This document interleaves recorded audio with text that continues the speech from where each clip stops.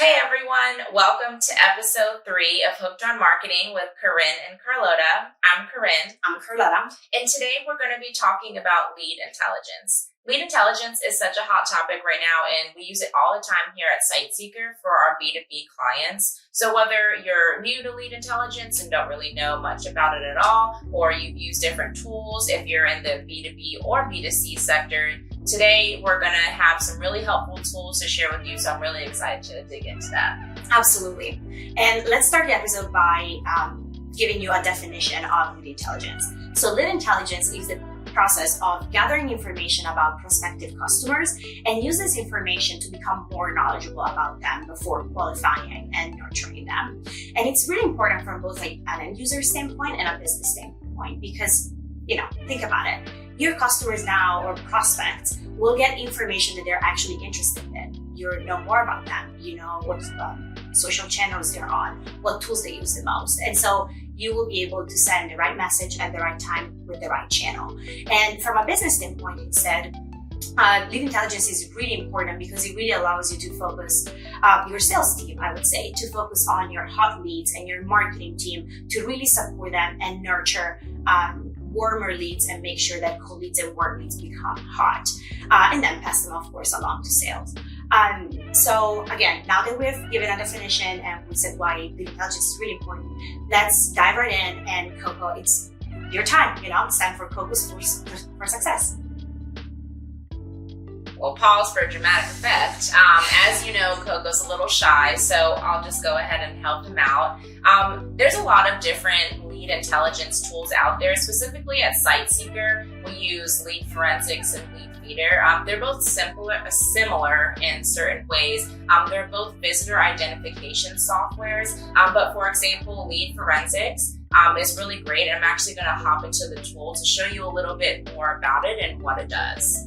Forensics is a really cool tool that gives you the ability to track and identify companies that visit your website, even if they don't leave their contact information. This information helps you to better understand your site visitors so that you can build a more effective marketing strategy. So just to show you a little bit about the tool, I won't go too in depth here.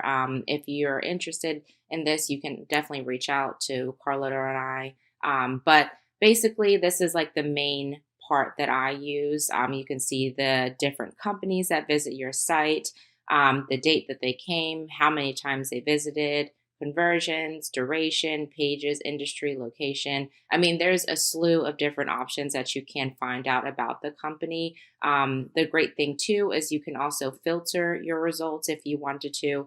You can download lists of your clients and competitors so that you can filter it based on that, whether they're a lapsed or existing customer. You can also see who you can assign a lead to a specific person. You can look at it based on industry and country. Additionally, I have some clients that are only interested in looking at it from certain states. So you can only see the leads that are for specific states that you want. There's a lot of customization that you can do, which is really awesome, I think. And then you can just kind of go into these different companies. You can see a little bit more information about each company, where their address is, the industry. And you can also break that down into seeing what pages they visited when they did come to your site. So that's really cool. And you can just kind of get a better idea about their page journey and what they were interested in and what they were looking for. So that's a quick summary of just the little bit that Lead Forensics can do. But as I said in the beginning of the video, if you're interested in finding out more on how this can help your business, please reach out to us. We're more than happy to give you a quick demo as well. Like Corinne said, there are so many tools out there that you can use, and there is a couple more that I would like to bring to your attention. For example, if you're looking to find the contact information of people working at a specific company, you should use hunter.io. This is literally a email hunter tool and provides you contact information associated with a specific domain. And there is both a free and paid version. The other tool that I would like to briefly discuss is ZoomInfo. ZoomInfo is very similar for certain aspects to the tools that Corinne Corinne just briefly mentioned. And, it's really powerful and has a lot to offer in terms of lead intelligence. And what you can do with it, you can, look for a specific contact, look for a specific company, track website visitors, and also look at buyer intent. What I mean with that is you can use ZoomInfo intent data tool to see when a buyer is looking for a solution like yours. The cool thing then is that you can narrow down all the big lists that will probably show up and, use filters to narrow it down and then export it and, qualify all the people and nurture them. So there is so much more that you can do also with ZoomInfo and with all the tools that we mentioned today. So if you're interested, of course, let us know. So now it's just, what do you do with all this information? There's so many different tools out there, as we discussed. You have so much data, so how do you properly use that information? One thing that you can do is qualify. So you can organize and segment your data. So for instance, with lead forensics, for example, you can integrate that with your CRM. So lead forensics is able to do integrations with HubSpot. You're able to do integration with ActiveCampaign, even Salesforce. So doing that, you can maybe push them into like an email marketing campaign. Additionally, what some of my clients use lead forensics for too, I don't want to make this all about lead forensics, but I do enjoy using that as a lead intelligence tool.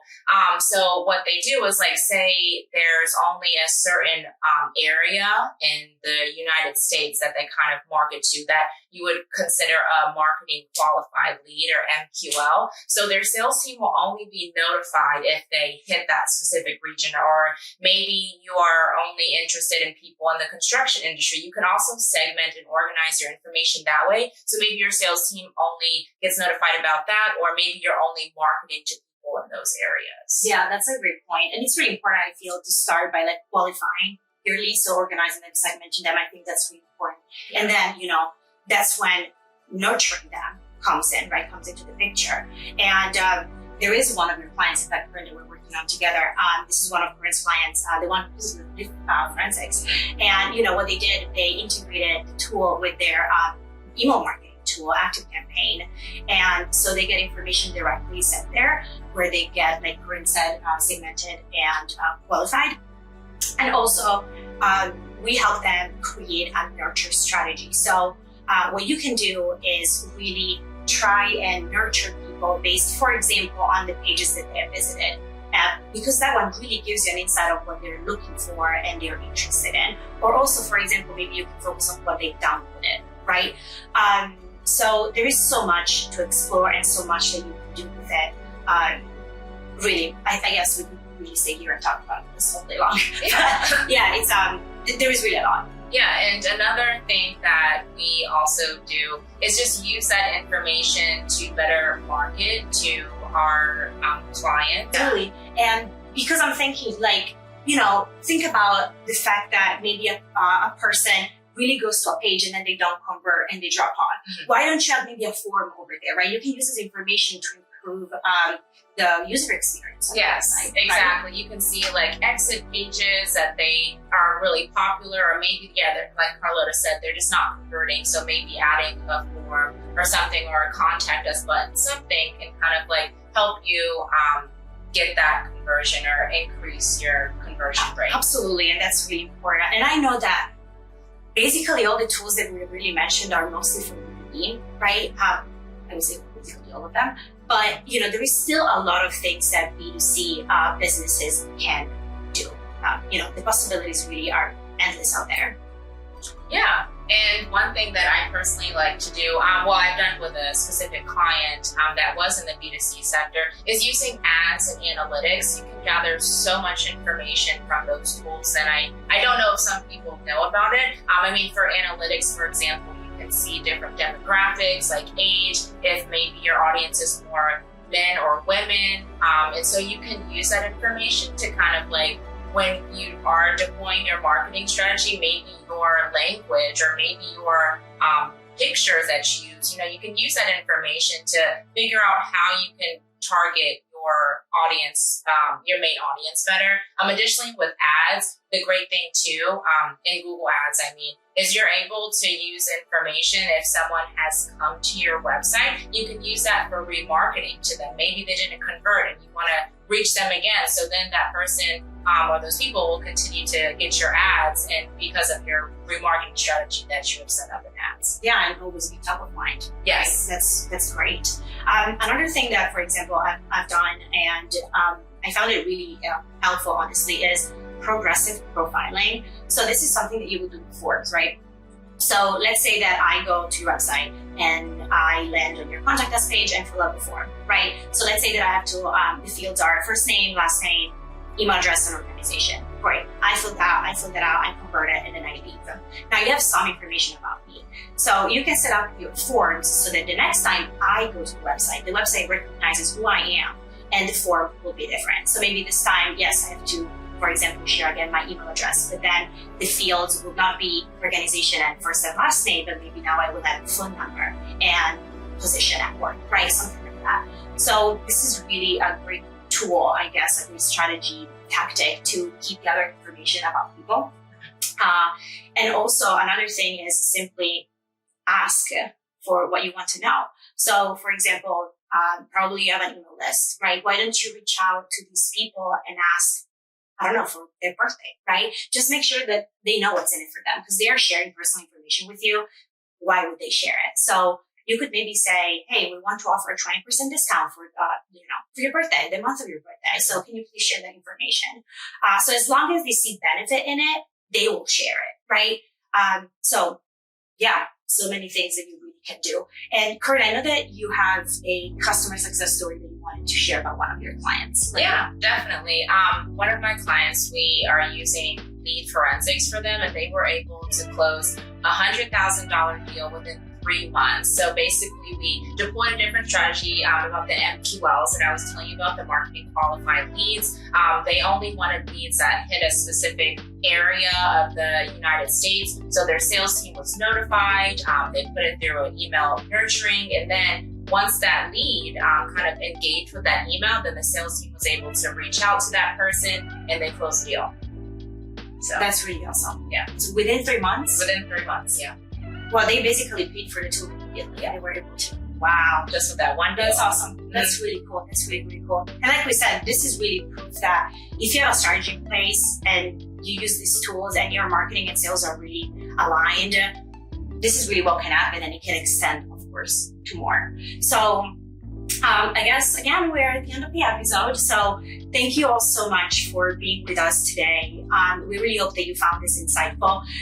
Again, there are a lot of tools out there. So of course, do your research. And if you're interested in any of the tools that we mentioned, don't hesitate to reach out. We will make sure to link everything down below, including our LinkedIn profiles in case you want to connect and we can be support and help.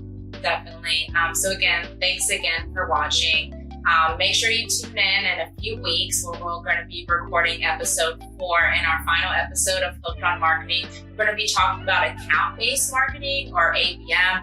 It's really great because it's just going to bring together all of the different tools and information that we shared with you into this great marketing strategy that you can deploy yourself. So I'm really excited to talk with you all about that in a few weeks. So we can't wait to see you then.